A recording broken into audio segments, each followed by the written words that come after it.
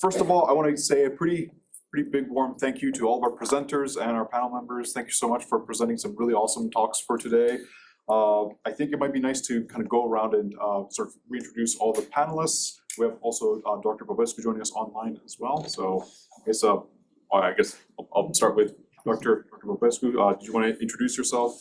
Yes, hello everyone. I'm Voicu Popescu. Voicu is my first name. Just call me Voicu.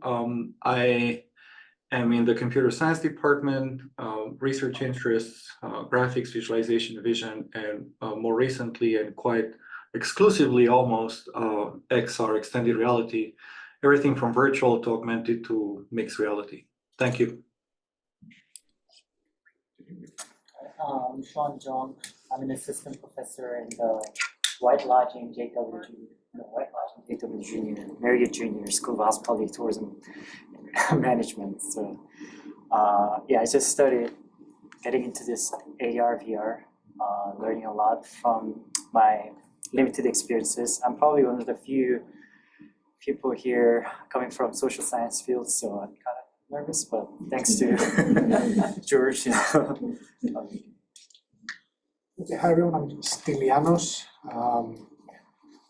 I'm an assistant professor at the School of Nuclear Engineering, and if you turn off the light, I glow in the dark. So I'm also managing the reactor that we have on campus, and you're more than welcome to come and take a tour. It's perfectly safe. Actually, the thing you will find out is that if you go in the reactor, actually the radiation dose is much less than if you're actually above ground or if you're eating bananas. It's just really boring. Like we give them dosimeters and it's always zero. Like maybe I need to bring a hidden source and just make it spike a little. So yeah. Hello everyone. I'm Huang. I'm an associate professor in industrial engineering with a joint appointment in environmental and ecological engineering. Right now I have an active Innovation Hub grant developing some virtual reality application for my course. That's an undergraduate course for environmental engineering, environmental sustainability. So through George and his team, I'm learning a lot about VR and also how hard it is to develop a good application. Happy to be here. Hi, I'm Stu White. Excuse me. I am a lecturer in the biology department and a PhD student in learning design technology. Everybody's talking about their research. My passion is STEM education and how technology is used in STEM education. So anything to do with how to improve the process of integrating STEM and learning STEM subjects in an integrated manner. That's what I like to study. Hi everyone, I'm Wanju, a clinical associate professor in learning design technology. I started exploring AR, VR in 2010 with a colleague of mine. It was very much more like a startup company. We spent a long time in trying to figure out the technology, and we create AR application for our online courses. When I came to Purdue here in 2016, someone told me about the Envision Center. I was like, they had people doing all the things that I want to do, great. And starting that collaboration with George and several grants after, continue to work with George because we love each other so much. Right? And then we have Innovation Hub grants, and through that we developed a virtual reality classroom management app, and we were able to continue to fund other applications. So really, it's a really exciting time bringing AR, VR, XR, and then now we are also exploring AI integration in those applications. So I'm very excited to be here and learning so much from all of you. So some of you were here earlier. So I'm Victoria Lowell. I'm in the Learning Design and Technology program in the College of Education. This is my 13th year here. So at the end of this year, I'll be going to my 14th, so that's exciting. Previous to this, I worked at a university in Virginia. And it was at that time in the early 2000s that I first became very interested in emerging technologies at that time. And VR was the very first one that I got involved in. And it was because of an instructional problem. I was working as an instructional designer at that time, and I was presented with an issue. And we've got to figure out how to do this with our students, so from a teacher's perspective and from the student's perspective, trying to meet that need. So my research interests are focused on creating authentic and experiential learning experiences that are situated in opportunities that help students develop knowledge and skills that they can transfer from the classroom to another context, hopefully their jobs, and really supporting teachers in integrating these technologies into their teaching and learning. So when I say teachers, that could be K-12. I have a lot of projects going on in K-12 schools and here across the university with different colleges and programs. And I also work with organizations that are needing our assistance. I work with all kinds of XR technologies, so AR, VR, MR, all types of hardware, software, and also working with AI now with some of our pieces. And I'm really grateful for all the support I've been getting from the Innovation Hub, our college, and through other sources to be able to do the things that I want to do to be able to support faculty and students. Okay, thank you very much. Okay, so for some context, this is going to be more of an open panel discussion. So I do have some questions that I have burning that I want to ask everybody, but I also want to encourage others who are in the room who probably have more interesting questions than what I have to please share. Of course, our panelists as well, if you want to continue conversations or ask your own question, please feel free to jump in as well. As I mentioned at the very early part, the symposium, one of the major initiatives that I've been working on is trying to help connect a lot of our different groups. As you've seen today, there's so many conversations that happen and so many challenges that are very similar across our very different groups. So one of those motivations is to have a sort of a centralized forum or this consortium so that we can essentially have an avenue to talk to each other as well as potentially form connections and collaboration opportunities. In the past, some of our VR consortium was mostly just a Zoom call every 6 months or so where we get together and we say, hey, this VR headset's terrible, or what can I do with this one particular challenge that I just don't know how to solve? There's a high probability that somebody else across here has also encountered that situation. In fact, I know some of our engineers here at the Envision Center have some burning questions for some of our speakers as well on how did you solve that, or is there something that we could do better that we might be able to learn from you as well. So I guess to kind of kick us off for this panel discussion, I would like to think a little bit into the future of what can we do to help sort of alleviate some of the siloing that our different groups have, whether it's maybe like a group Slack channel or maybe something that's a little bit more organized. Is there some ideas that you may have that may benefit these kind of conversations? I think in the past we've had like Discord groups, but I know that can be a little bit more informal. Does the panel have any ideas or thoughts on how we can communicate? Sure. If I may, because I need to leave a little bit early. I feel, recently I arranged this Power Friday in College of Education. That's what we have monthly in our College of Education. I think that was a good way to showcase other people's work outside of our college. I think we can identify champions in each college or departments and then have that conversation within that organization, college or departments. I think that would be very, very helpful. And then those champions can have a network sharing information. I think my experience previously at Teaching and Learning Technology is we need to go out to let people know we exist.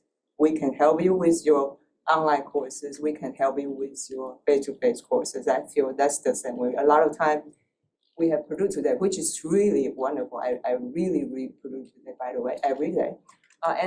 But not everybody will do that. I think if we can have that someone within the organization share information, connecting the dots, I get to know Huang through Impact. I get to know other people through different meetings. I think that would be very wonderful. We can identify champions. That's one idea. I believe other panelists have other ideas. Yeah, and if I can add to what Wanju said. First of all, I think it's great that you put together this symposium, because for me, I have no idea. I mean, I knew you were working on other projects, but I have no idea what exactly and who's working and where they are in their progress. And a lot of the things that were presented, I have a lot of interest in. For example, I know they talked about the engagement surveys and some other assessment surveys. I'm at the point now where I kind of start to think about that. How can I get some assessment surveys?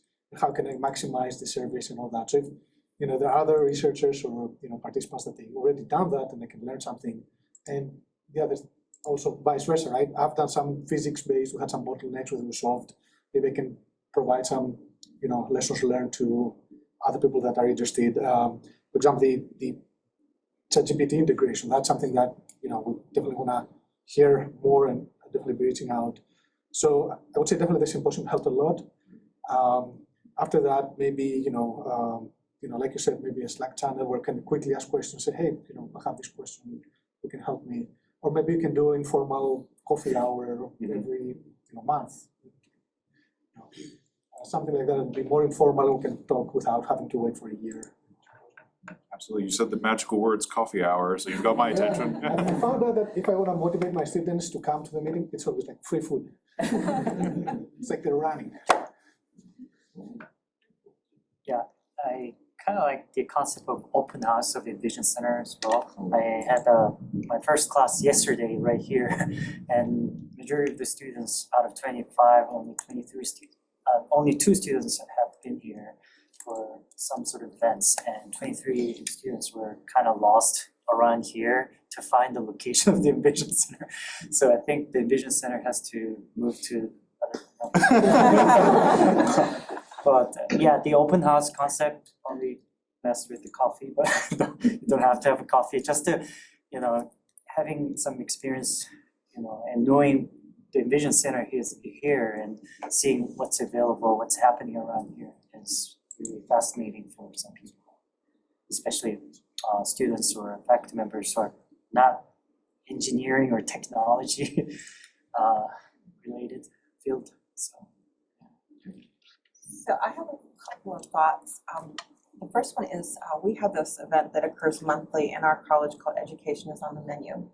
And what it is it's a luncheon. So they bring in a little bit of food, and then for an hour, hour and a half, there's a topic that we're going to discuss. So it might be assessments when you're using these tools for people who are trying to assess, is the performance that you're looking for in your students actually obtained? So like, I know I'm doing a lot of that. I could share that with you, and maybe if that was the topic of that week or that month, we could talk about that, and then there could be a sharing opportunity during that. So maybe like a once a month topic like that would be really useful, and they don't have to be totally new each year. I mean, you could redo the topics and they're still going to be interesting to people and be repeated. I think another thing that's pretty obvious from what I've noticed over the last couple of years is that there are lots of people that are doing things with the technologies, and there's more people that have started doing it recently. Like, I've been in this area for 2 decades, but since I've been at Purdue, there was not a lot of people when I first came here, and there's a lot of new people doing it. I'd love to know what they're doing, who they are, what's their research interest, why are they doing it, what problems are they trying to solve, what critical education issues are they attempting to solve by having these, opportunities of technology integration into their classes. I want to talk with them, and I want to say, how did you do it, why did you do it, and did you find a difference? What did you do as your evaluation to prove that all that money, all the time, all the effort actually paid off? So yeah, if there was a database of that, that would be awesome too. I know notoriously, like our group, we've struggled so much with sort of promoting ourselves, where we end up making a lot of amazing things, and then if we don't actually let other people show it or see it, then it's not until they actually get a tour where they say, that's what you guys do, and then suddenly I feel terrible that we didn't have more dedication for promoting these kind of conversations. So maybe transparency, as well as maybe a public repository of these types of engagements, maybe through this consortium or through some channel, I think could be very powerful. I would like to add to that. I learned a lot through the examples George's team shared with us and the learning from what people are doing. So it will be great if we have a library of past projects in the form of a video, right, to highlight, to document what has been done, to inspire ideas. That will be very helpful, in addition to what other people have suggested. And also, I feel the technology also evolves really fast. So maybe as part of the coffee hour or luncheon, it will be great if there are help to kind of tell us what's new, what's possible that wasn't possible before. That will also be very helpful. Absolutely, yeah. I think that was actually one of the original motivations for our VR consortium, was every 6 months or so, there's a new thing that we're like, it's so close to actually being functional. Check again next time. You know, there's this new feature, or maybe the AR cameras on the front facing, you know, or the fronts of the headsets are just getting a tiny bit better. So then we can now do like QR code reading or whatever, you know, that is, being able to have other people that you can talk to figure out how to solve some of these challenges, as well as draw inspiration from, can be very powerful. Absolutely. So, George, you mentioned the idea of the Slack. So is there a Slack channel exist or? Well, so no, but we can, and that's one of the things that we want to figure out is if there is a preferred platform that we would like to use, because one of the things that we have made is a Teams channel, mostly because we're kind of bought into Microsoft for a lot of our stuff, and it's very easy to do like Teams calls with that. But it's not as friendly for doing like large networks. And there's no real easy way to like bring in students or hundreds of people want to ask questions. We've toyed with the idea of having Discord as a more open community, but then it gets very massive. And I know that it's also very much more geared towards gaming. So there's definitely a decision that has to be made on like what kind of a platform do you want to do. I think Slack may be the happy medium. For me, Slack is the best. I'm biased. I mean, we lost a lot of, we lose a lot of things through email. So if you send me email, I'm most likely, there is a chance that I'm gonna lose it. So because of the many emails that we get on a daily basis, yeah. So Slack, I think, can be a good thing. I think we can try to create a Slack with like connect and try to build this community on campus where people are interested in XR in general. And definitely stuff like Victoria mentioned, events that she can share. It's like, hey, there is a lunch on at our college if you guys want to come. There is, for example, the Power Friday event as well. So those kind of events related to the things that we are interested in, shared through Slack, that would be awesome. And compared with Teams, for example, in Slack, you can have different channels, yes? Mm-hmm. So for example, events, another channel where you have, let's say, grants, or for example, projects, another channel, all under XR group, you know, XR community on campus. That's good, yeah. Yeah, so. Awesome idea. Yeah. XR community, Purdue XR community. Sure. I like that. Yes. Just to add to that, I think faculty are more familiar with Slack, which is pretty important. Like, I know a lot of students use Discord, but it's I think they can adapt to Slack pretty easily as well. So yeah, that's another reason why we should do Slack. But we can format the Slack system similar to how Discord servers usually run. It just depends, like, do we want this open to everyone, or do we want it to be more of like a closed thing where it's like invite only and only like people we talk to join? Something that we still have to decide. Absolutely, great points. Definitely things to noodle on. All right, I know a lot of what we've talked about today is implementation of these technologies in an educational setting.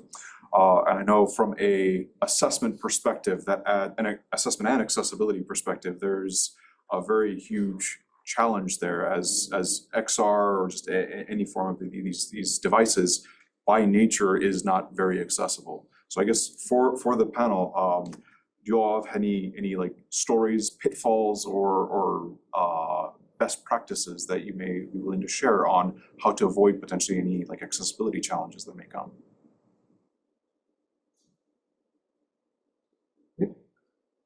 I don't have a story, but one thing that I found is hard is, you know, if I wanna, you know, like you said in email, hey, who wants to order the Quest 3 or 4, whatever it was, for the XR experience, and then another HR department and said, hey, I need that much money to get, you know, 4 or 5 headsets.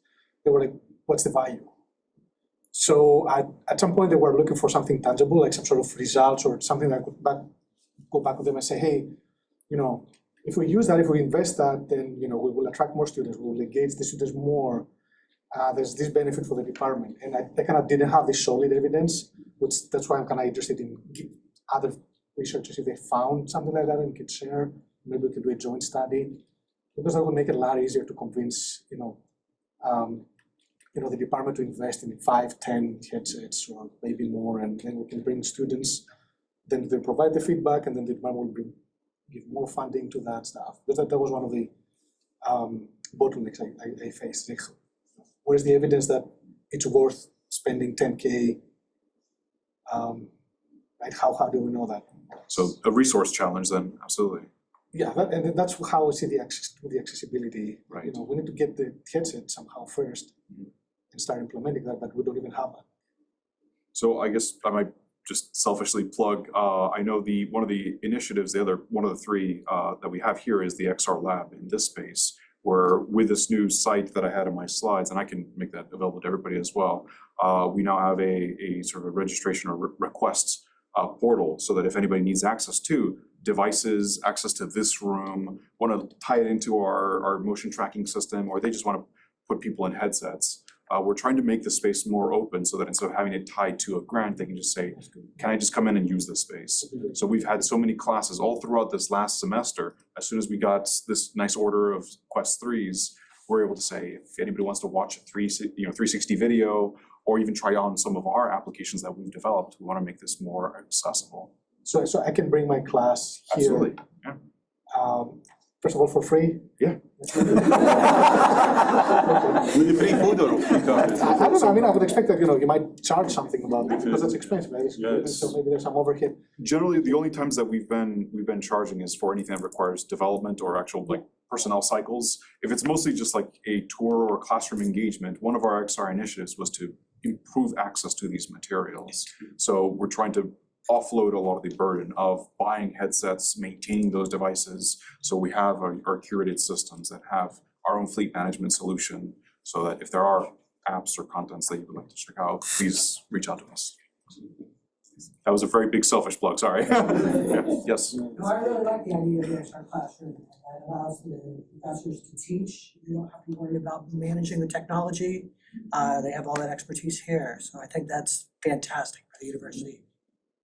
And being in Purdue IT, we've gotten to see the ugly side of working with some of these consumer devices that aren't designed for enterprise, level support. So if you do need to have 20, 30, 100 headsets, what does that look like? I know Dr. Matt Ward was talking a little bit about the hygiene process. You have to wipe down every headset. If you have to side load applications too, that can be a huge cumbersome task where you need several students and machines to be able to plug in each headset, or with the fleet management system, making sure that you have all the permissions and everything set up correctly is very arduous. Managing batteries. Absolutely.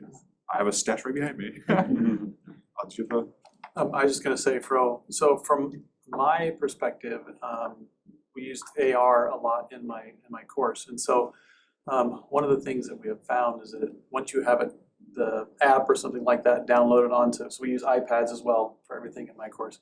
And so once it's there, it's normally not a problem for them to access it. But then what we found was where you store that object.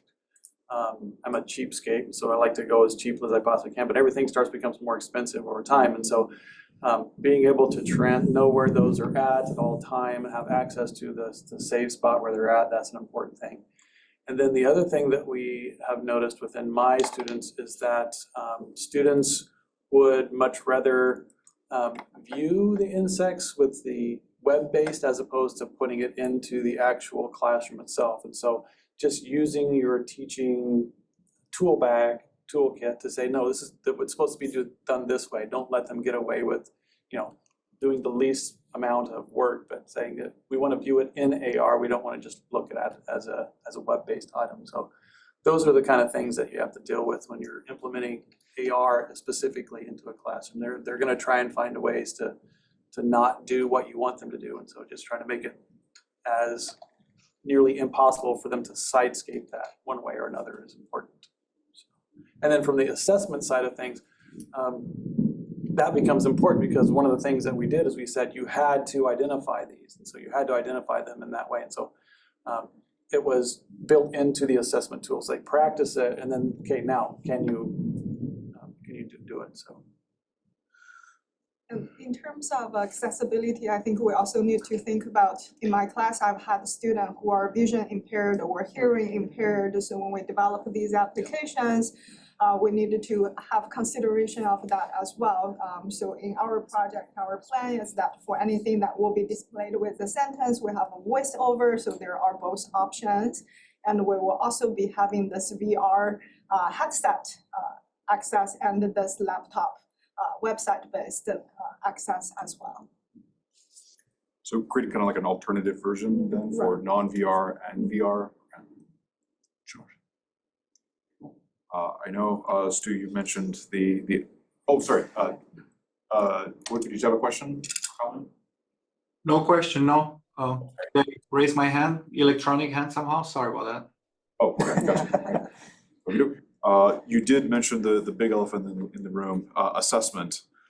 So as VR is a completely different medium from a more traditional platform, do you feel that traditional forms of assessment also work in these platforms, or do you think a new approach has to be taken with how you assess? And I know that's going to be very dependent on the type of learning that you're doing and what you're trying to validate, but does anybody have any thoughts on assessment techniques?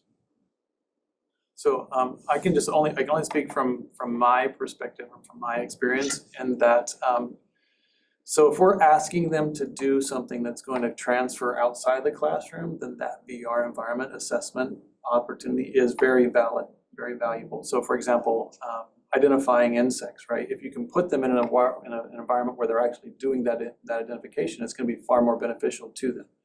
But then other applications, I don't know. It may be that you have to kind of pair that with, okay, what's your objective, and then how much time do you have to do that sort of thing, right? So I think that there are definitely applications for assessment with VR and with AR, but I don't think it's one of those things that's just across the board is going to be beneficial. So we've done this a couple different ways depending on which technology and which context and discipline we're working in. So for example, with language learning, which is one of the areas that we do a lot of research in, we've chosen to go with some of the traditional ways of assessing students through using rubrics, where we're watching that they're able to speak the way that they need to be speaking, at the tone that they need to be using, at the level of conversational speed that they need to be having, is the linguistic quality where it needs to be. So we can do some of that. But we're also using back-end things. So whether it's in the actual tool itself, which it can provide us some data as it does some of the analysis for us, we're using some of that data to be able to help us to also assess the learners and give them that feedback so we can give it to them right after the experience. They don't have to wait for us to grade something. We can say this is what the tool is showing in addition to what we are as a human finding about this. With some of the other tools, like the one we've created that is an AR, VR combination, it's a web-based VR tool, where we've taken the AR insects that we created for the science classrooms here at Purdue and for the K-12 schools. We built that into a VR app, and there's a lot of back-end data we can look at on engagement. How long do students spend in certain sections of the screen? What things are they clicking on? There's a game aspect to it, so we're able to see whether or not they're able to correctly respond to things that we've built into the VR activity. So that helps us with actually seeing true performance. Do they actually understand, and can they think critically and solve things as they're going through the VR experience? So these are just some of the tools that we've used. I know it's some, oh, sorry, go ahead. No, so I want to share one thing with the VR classroom management system we have. I mean, it's not going to be, it could be part of the assessment, because we create that a virtual environment for our pre-service teachers to go into the environment to deal with the misbehavior in that environment. But the most important thing to us is we create this safe environment. Then after that, we will have a debriefing conversation between the pre-service teacher and the TA or the instructor. So it could be part of the assessment because we can track, because the app, we can track time, we can track location. We don't tell them what you need to do. You can do nothing when you see those misbehavior, but it's that debriefing part. So it could be the assessment, but to me, to us, that is the part of assessment. I think VR created this very great opportunity for us, right? It could be part of your assessment, it could be part of not the whole assessment would be there. So anyway, I just want to share that the experience we have. Yeah, I haven't fully incorporated VR or AR into my class yet, but it really resonates with me because a lot of times the assessment is, we're teaching a lot of soft skills. Soft skills can be really hard to be measured or assessed. And when we talk about communication skills or some, verbal communication skill within the hospitality and tourism sector or setting, it's hard to assess those kind of skills. So what we do is bringing some case studies or we have a small group discussion, things like this. So debriefing after VR experiences, I think it's very similar to other types of class activities. So we just view the VR, AR as a teaching tool. You don't necessarily have to think of it as it's a new, but it doesn't have to be really hard concept that cannot be easily measured or assessed in students. So it's a part of a great experiences for students, learning experiences, and then we can employ some existing rubric or assessment tools to be able to measure the students. So in this case, this would be using the same type of assessment, but a different treatment methodology, which I assume would then also allow you to compare against non-immersive treatments, since you have the same outputs, right? So that could be very interesting as well. Yeah, absolutely. So I know inside of our laboratory, we've had several horror stories of challenges that we've had to overcome in trying to get these devices into classrooms. I know, Shawn, one of our most recent experiences was we were trying to get a class into one of our platforms, and we encountered that the backend platform that Meta was using, their login system, had gone down from Facebook and had perpetuated through all the devices. And this was including, like, it took down Instagram, Facebook, all of Meta's headsets, pretty much exactly when we're about to start our course. So there was a huge pain point there. Do any of you have any sort of experiences on what was kind of like the major sort of barrier to entry or something that would prevent you from wanting to utilize this inside of a classroom environment? Okay, yeah, I kind of that was one of the devastating moments. It was my graduate student's class, and she was so devastated. It would have been her first VR class for the role play in VR setting, but because of that, couldn't make it either. And also, I had some issues. I asked you a question the other day about how can I connect to PAL 3.0 internet Wi-Fi instead of ATT, because it seems like there's so much discrepancy to the speed of the internet. So it was hard for me. It's not just about using smartphone and downloading new app and things like that. There's no 4G or 5G. It has to be connected to Wi-Fi, and sometimes it's challenging to find the right infrastructure like Wi-Fi, fast enough Wi-Fi to be able to utilize all the great apps available in the store. So it took me like some apps, it took me literally like 10 to 20 minutes to just download. And just the experience itself after downloading is not too enjoyable because of the internet issues. Are you using headsets? Is that what you're using? Yes. So PAL, there's actually a Purdue Gadgets address that you can use that is specifically meant for if you're going to have a lot of gadgets in one location, so lots of headsets. Mm-hmm. But with the headsets, you'll need to connect to that. So there's like an application process that you'll need to fill out, give them their MAC address, and then you can connect to it. And then anytime you use them in your classroom, just make sure that all your headsets are connected to that one URL, and then you'll have a dedicated URL just for you and your headsets during your class. So you won't have as many issues with it. Okay. I can help you with more that. details I can about help that. you. Thank you. You can also connect to PAL on like Meta headsets. It just requires a Yeah. specific setting, and we can show you. And Okay, I appreciate it, yeah. So PAL utilizes enterprise encryption, so you have to essentially tell it is specifically an enterprise encryption, and then you have to go into these hidden sort of, well, not quite hidden, but you have to go deep into these settings to be able to get to it. So definitely it's a consumer device that you have to kind of bend your will to do this. Meta does fortunately sell a product or sell a business plan to do this, but then it means you have to have a support platform through a third-party company. So there are definitely options for that, but it may be difficult to do that in a grant period as well. Any other horror stories that you have to share? Maybe not a horror story, but a fun story, because when I gave the lab, it wasn't XR lab. It was like the more earlier version of virtual lab. I gave that to students to try. And apparently they made it their goal to find bugs. They were actually trying really hard. They spent more time trying to break the lab than actually doing the lab. But that was good because then I went back to Julie and I said, hey, we have all these bugs. They solved it. But I don't know, something got into the students. They tried to find ways to break it. So I don't know why. Engineering. Free user testing. Free user testing. Yeah. All right, out of curiosity, while we were at a good point, does anybody else in the audience have any other questions? Yes. Yeah, I'm just getting started with this. I'm working with George and others I'm a professor at the EAPS department, so I'm actually looking into visualizing severe storms and tornadoes 3D from simulation output. And but that's just a bit of background. But my challenge is that I'm trying to work up an IRB application.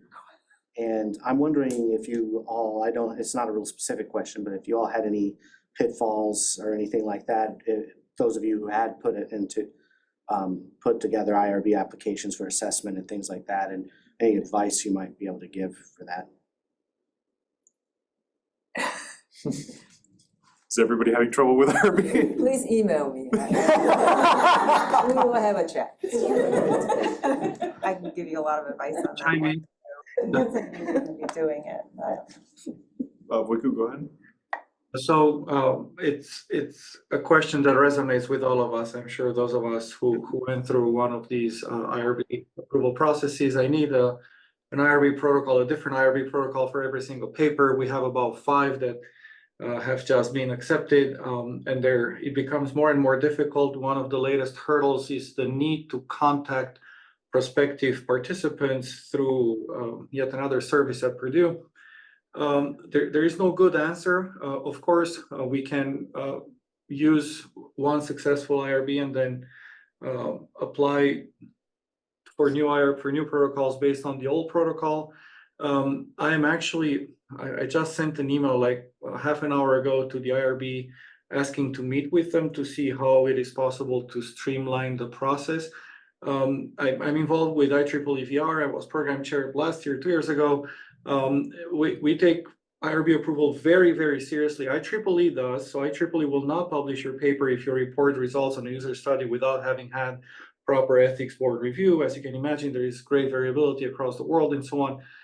Nonetheless, I do know because of that some schools will even give you a umbrella approval for studies that are within certain parameters. And our school is at the very other end of the spectrum. Basically, they want to see in great detail or in full detail every single image that your participants will see during the process, which is not even technically possible because it's an interactive application and it depends on what views they're selecting.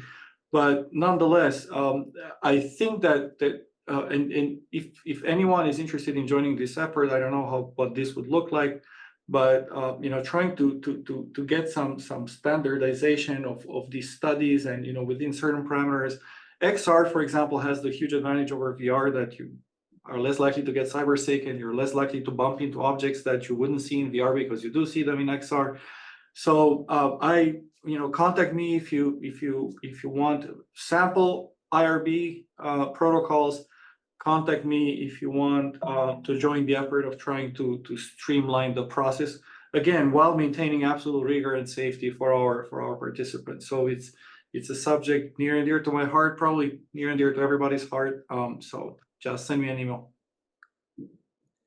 Definitely sounds like a topic we should have in the Slack channel, an IRB channel. Yeah, I'm just overwhelmed with it right now, and it's been a barrier for me to actually make progress in this project I'm on because I'm just terrified of the whole thing. So, yeah. George, this is perhaps a side benefit of the consortium working together. How do we deal with the IRB's approval process for this technology? So when we started submitting IRBs, probably about 4 years ago, I think was when we first started doing some of our IRB applications. Some of the things that we learned, and I think they're learning processes that you have to get on your own, but then I think there are things that everybody kind of needs to know, so maybe that Slack channel will help, is that each time you submit an application, you might have a different reviewer and you have to train that person on what it is you're going to do. And depending on whether you're using web-based VR, fully immersive VR, AR, combination of tools or whatever, you have to teach them on what it is you're going to do and be able to provide verbiage that explains to them what it is you're going to do, what your users are going to see, what they're going to experience. Are they going to be standing? Are they going to be sitting? Are they going to be looking? Are they going to be hearing? Exactly everything. They want to know every single detail. So I know that sounds hard, but it might be something that to think about from the perspective of when you go to write this as a journal article, what would you explain to somebody about what you did for your research study, and use it as an opportunity to think about what you're going to need to tell people later on. So that's one thing that we've kind of learned from this. The other thing is that, if you could be able to explain this in a way, and if you could download the application from the IRB and really look at what things are they going to be asking for. I mean, think ahead of time. Are you trying to submit something that's going to be fully exempt or something that's going to be non-exempt?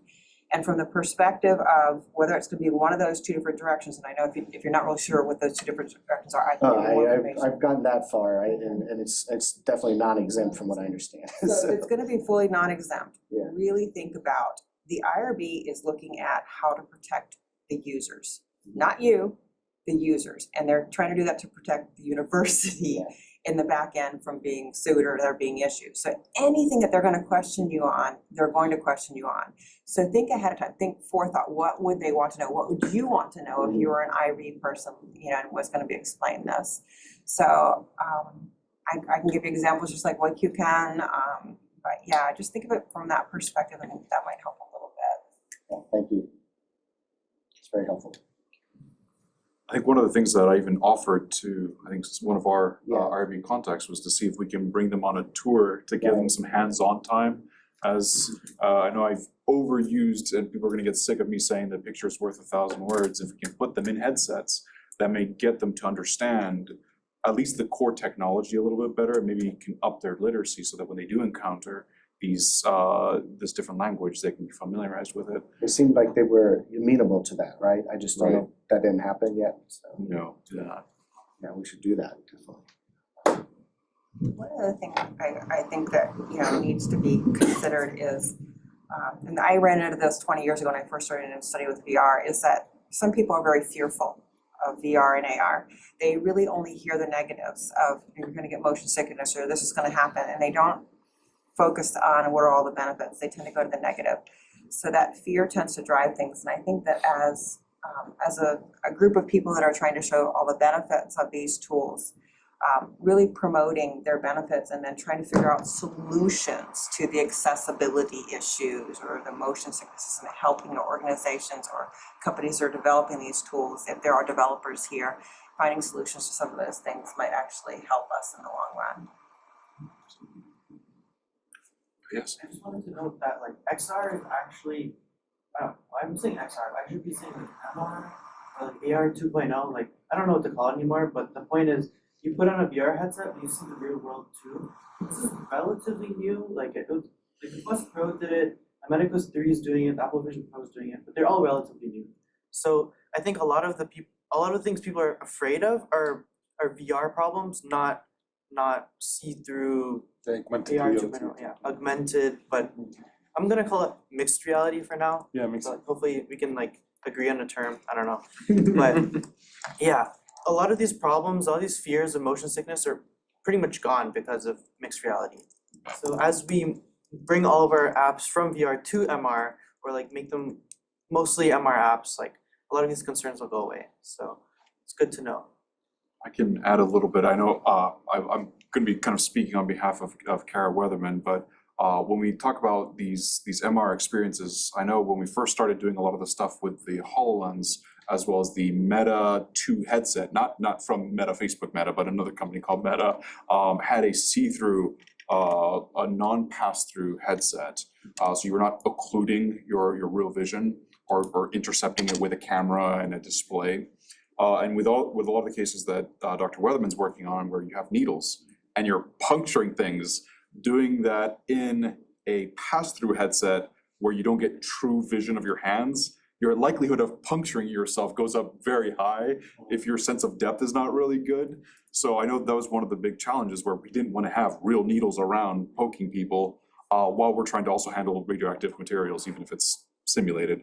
So I know that's some of the challenges that we still worry about. Obviously, in the future, maybe we'll have contact lenses or brain implants, but as of right now, the current technology seems to go in the direction of that pass-through, probably from a manufacturing cost perspective, as well as the actual physics and limitations of waveguides on the HoloLens or HoloLens 2, where you may have very limited field of view to create that full immersive experience. So I'm very curious where that's going to go here in the future. Very good. All right. Any other questions or topics from within the panel that you would like to discuss? I think we've hit most of the bullet points that I have.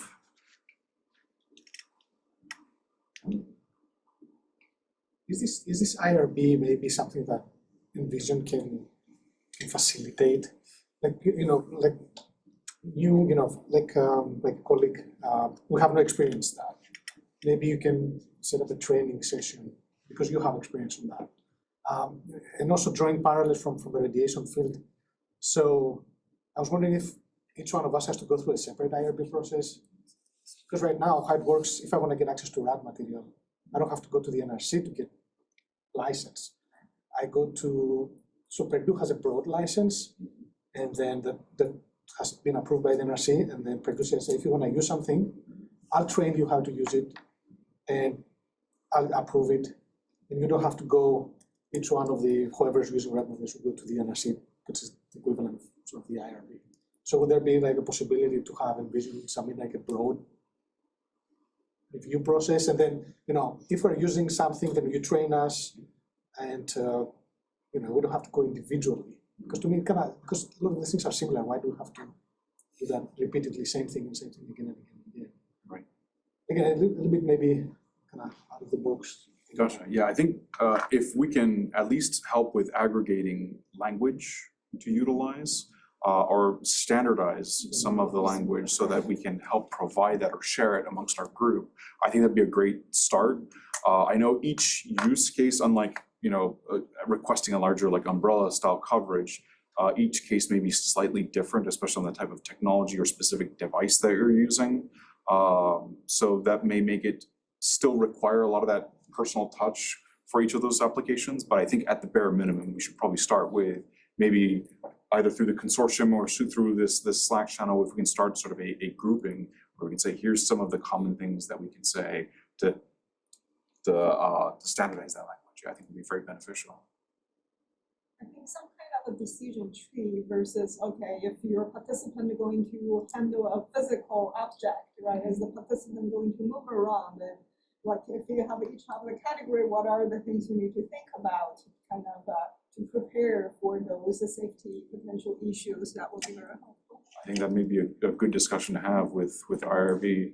If we can bring them in, get them to learn, get their literacy, into a common level with us, as well as start discussing how can we simplify this process so that we can answer those questions for you to say, here's the risk points for these technologies. Is it using VR or is it using MR? Okay, so you can see the real world, all right? How much occlusion are you seeing? Are you obstructing most of your vision, part of your vision? Right. How long are people in headsets? Maybe a more standardized form like that where we can help get that information as the interaction is somewhat unique compared to other forms of experiences, then yeah, absolutely, I can see that. Very cool. Right. I know we're coming towards the end of our time. I think I'll just open up one more time if anybody else has any questions within the audience. Okay. Well, I think we can stop here. I want to thank everybody, all the speakers and the panelists so much for being a part of this. This has been absolutely fantastic to be able to see what everybody's doing and get your perspectives. So thank you very much. I want to round of applause.